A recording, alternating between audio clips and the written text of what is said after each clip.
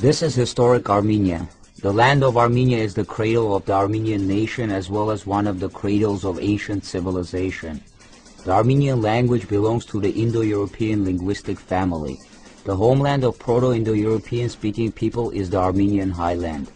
Scientists such as comparative linguist Vyacheslav Ivanov, Thomas Gomkerlidze, Aaron Dolgopolsky, Joseph Greenberg, Mary Trulin, and many others posited that the homeland of the Proto-Indo-European language was and is Armenian highland.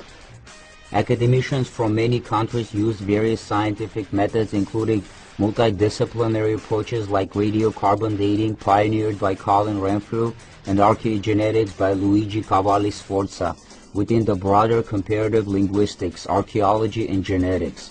The latest fundamental work by two renowned scholars from the University of Auckland, Russell D. Gray and Quinton D. Atkinson, showed that the homeland of the Proto-Indo-European language tree is in Armenian highland in eastern Anatolia.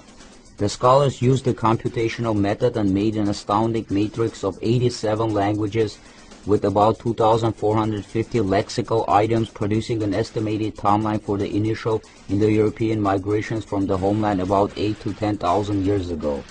Figure 1 shows that the Armenian lineage is shown as distinct from Proto-Indo-European more than 7,000 years ago in its homeland, Armenian highland.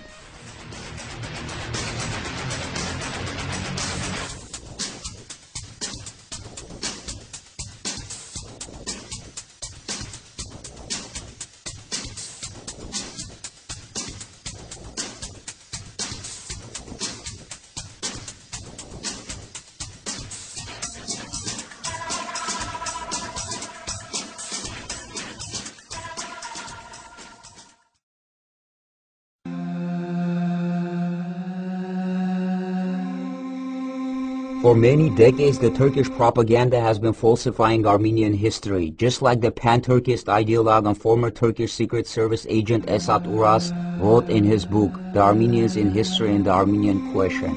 Esat Uras stated, I regard it as necessary and important above everything else to point out that Armenia cannot be anything other than simple memory based on geography, a region without political boundaries.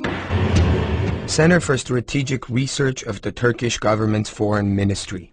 It is very certain that the Armenians did not originate in Anatolia, nor did they live there for 3,000 to 4,000 years as claimed. They have put forward these ideas merely to support their claims that the Turks drove them out of a homeland in which they have lived for thousands of years, but they cannot stand up to the facts. Turkish Government Center for Strategic Research of the Ministry of Foreign Affairs. Armenians claim that they were the people of Urartu, which existed in eastern Anatolia starting about 3000 BC. This claim has no basis in fact. No form of the name Armenian is found in any inscription in Anatolia dating from that period, nor was there any similarity at all between the Armenian language and that of Urartu, the former being a Satem group of Indo-European languages, while the latter was similar to the Ural-Altaic languages. Nor were there any similarities between their cultures. There is therefore absolutely no evidence at all to support the claim that the people of Urartu were Armenian. The Turkish government funded and promoted false Armenology claims that not only Armenians are not native to their homeland, but also have never had a state of their own.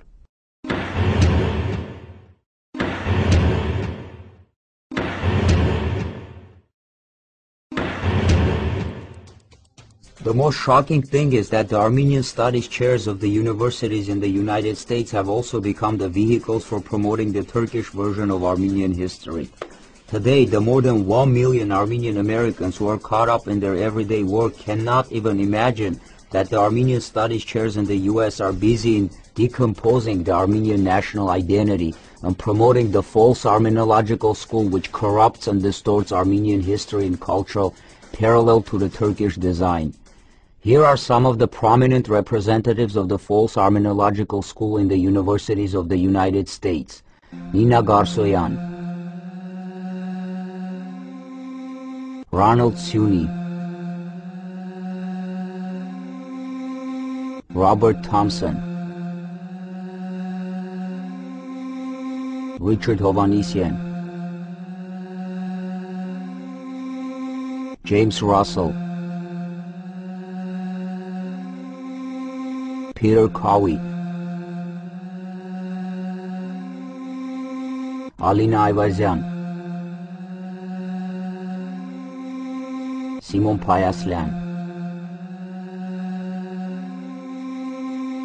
Throughout many decades, this false Armenological school pursued the following goals. First, they proclaimed that the Armenian people are newcomers and colonists in historical Armenia. They proclaimed that the ancestors of Armenians arrived in Armenian highland in the 6th century BC and destroyed the Urartians. Second, they proclaimed that the three outstanding 5th century historians, Pavstos Buzand, Movses Khorenatsi, and Yerishe, are non-existent pseudo-historians, and their works are non-credible parahistoric texts. Third, they proclaim that the present Armenian people are a product of intermingling of different ethnic groups. Fourth, they proclaim that the territory of Karabakh-Artsakh historically belongs to Azerbaijan, since the Turkic Azeris are the direct descendants of the Caucasian Albanians. These kinds of claims of the representatives of the false Armenological school have found wide support in the Turkish and Anglo-American political establishment because the United States and its ally Turkey continue to pursue their geopolitical and oil interests in the Caucasus. As the British historian Christopher J. Walker pointed out, prejudice against Armenians in Western academic and even diplomatic circles was to some extent legitimized by the Cold War, when the attitude was to support Turkey whatever the cost.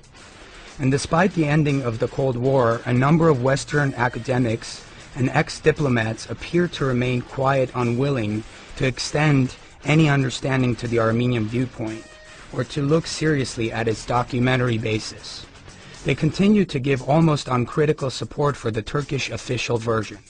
As a result, much of what poses to be serious writing in academic journals about modern Armenian history is party-pre, selective and unreliable.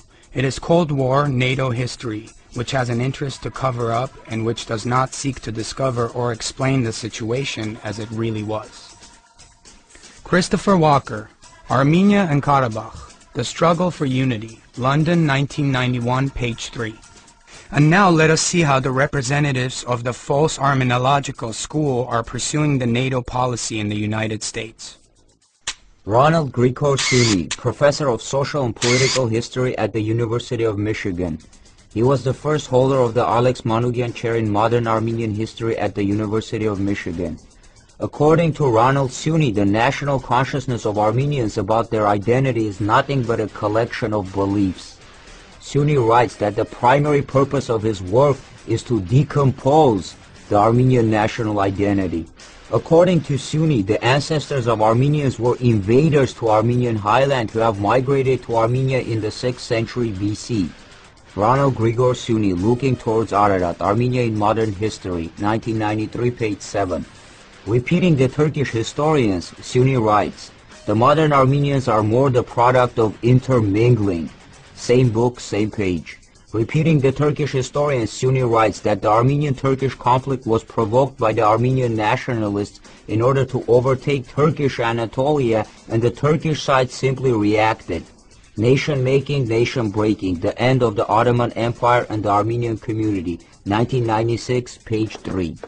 Repeating the Turkish historians, Suni writes that the Turkic Azeris are the direct descendants of the Caucasian Albanians and that the territory of Karabakh-Artsakh historically belongs to them.